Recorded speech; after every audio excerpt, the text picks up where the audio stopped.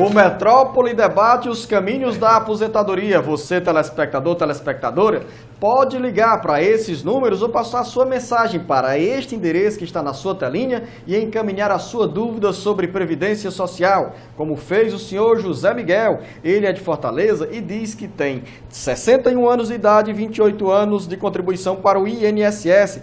Quer saber, professor Paulo Bacelar, em quanto tempo o Zé Miguel já pode se aposentar?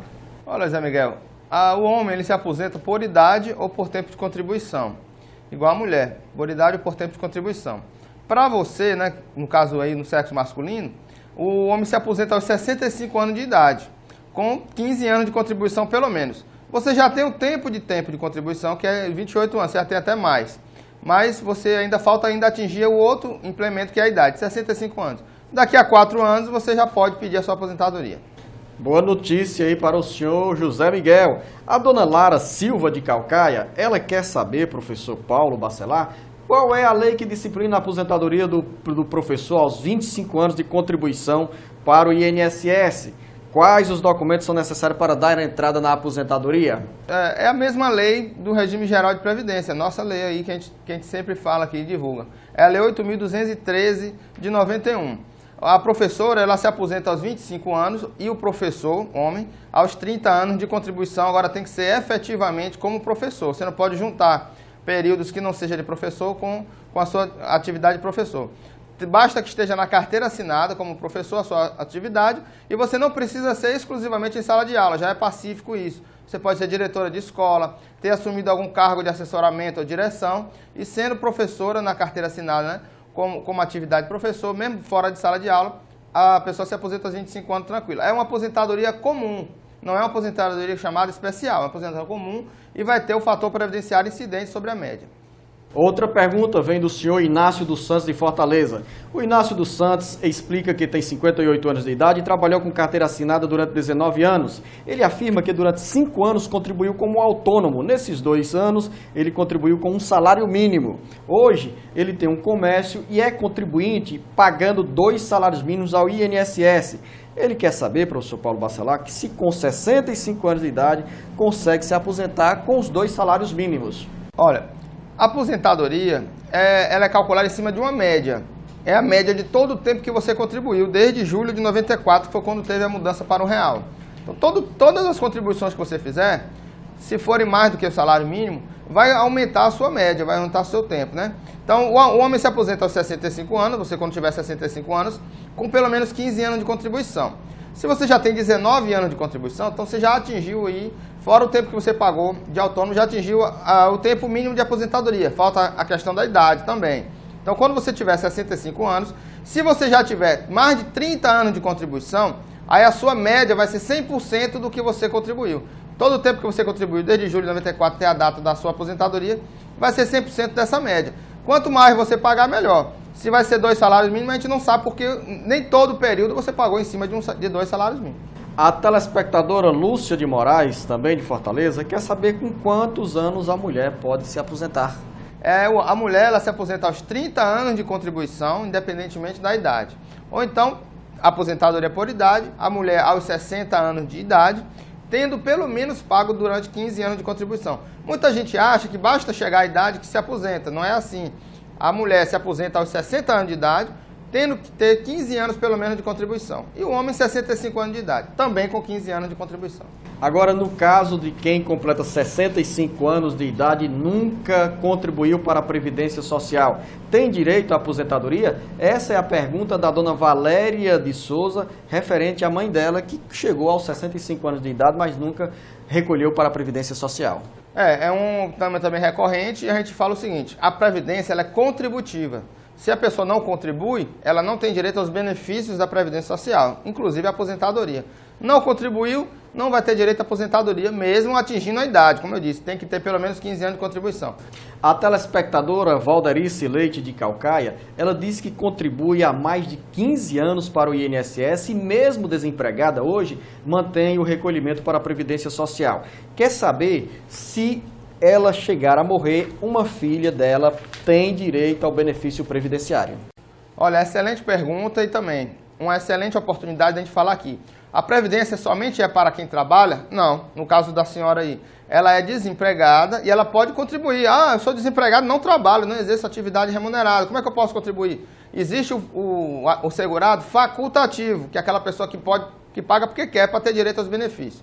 Se ela estiver contribuindo como facultativa, ela também é segurada da Previdência e seus dependentes vão ter direito à pensão. Agora, a filha só é dependente dela até os 21 anos de idade. Resposta para a dona Valdarice Leite. Também uma pergunta, professor Paulo Bacelar, que vem do senhor José Nilson de Souza. Ele disse que tem um processo contra a Previdência Social, foi julgado favoravelmente esse processo e o INSS recorreu. Ele quer saber, o senhor José Nilson, por que motivo de tanta demora para a revisão desse processo? Geralmente os processos ele tem que ter um tempo hábil, razoável de duração.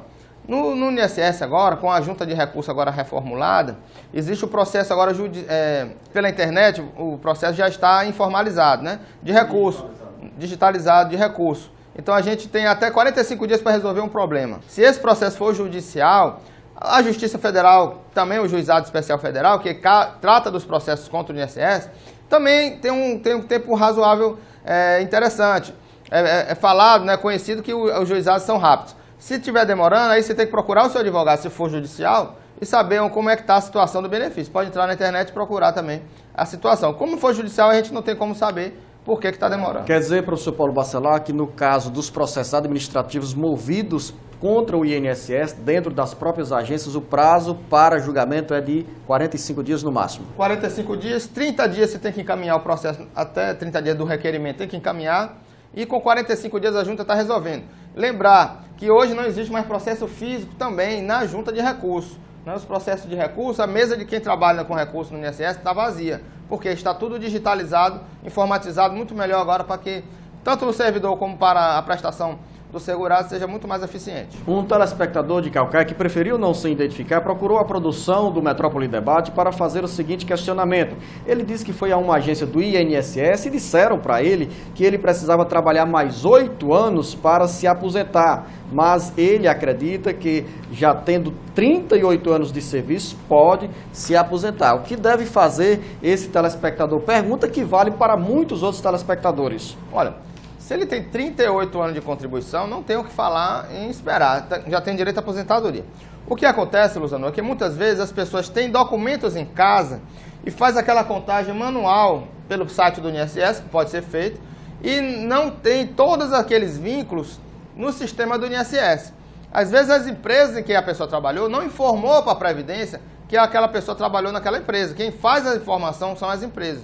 O INSS só recebe essas informações. Então você não pode fazer uma contagem somente com o que tem em casa. Você tem que ir numa agência do INSS, tirar o seu extrato previdenciário. Para quem tem conta no Banco do Brasil, pode ser feito isso pelo Caixa Rápido, um extrato previdenciário no Banco do Brasil, acho que também na Caixa Econômica Federal. Tira o extrato previdenciário e vai comparar com os documentos que você tem em casa. Se o INSS, pelo menos o servidor disse que ele falta 8 anos, é porque não tem todos os documentos no sistema. Você pode verificar, comparar e se tiver alguma diferença, pedir para ser implantado no INSS esses períodos que não tem, que está com você, mas que não está no sistema. Você, telespectador, telespectadora do Metrópole Debate, pode entrar em contato com a nossa produção. Nós vamos retornar a sua ligação, gravar a sua pergunta e aqui neste espaço o professor Paulo Bacelar vai tirar a sua dúvida. O Maurício Barbosa diz que é servidor público municipal e mudou recentemente de regime de seletista para estatutário e o FGTS ficou retido. Ele pergunta como pode fazer para receber o FGTS. Olha, quando você muda de regime de seletista para estatutário, você averba automaticamente esse tempo. Se você vai ter que ver o seguinte, a lei que criou o regime geral, o regime próprio de previdência onde você está agora, transformando o seu regime seletista para estatutário, se essa lei averbou automaticamente esse período. Se não averbou, você tem aquele FGTS guardado lá, você pode requerer essa retirada quando se aposentar. Se você, mesmo sem aposentar, você pode pedir essa retirada. Se você averbou automaticamente, aí só depois que for exonerado, que se aposentar, que sair do emprego, desse regime geral próprio, para poder ter direito a esse saldo do FGTS. Nós estamos no Metrópole Debate pela TV Metrópole, canal 26. Você pode nos ligar, deixar a sua pergunta. Daqui a pouco a gente volta com o professor Paulo Bacelar e mais dúvidas dos nossos telespectadores.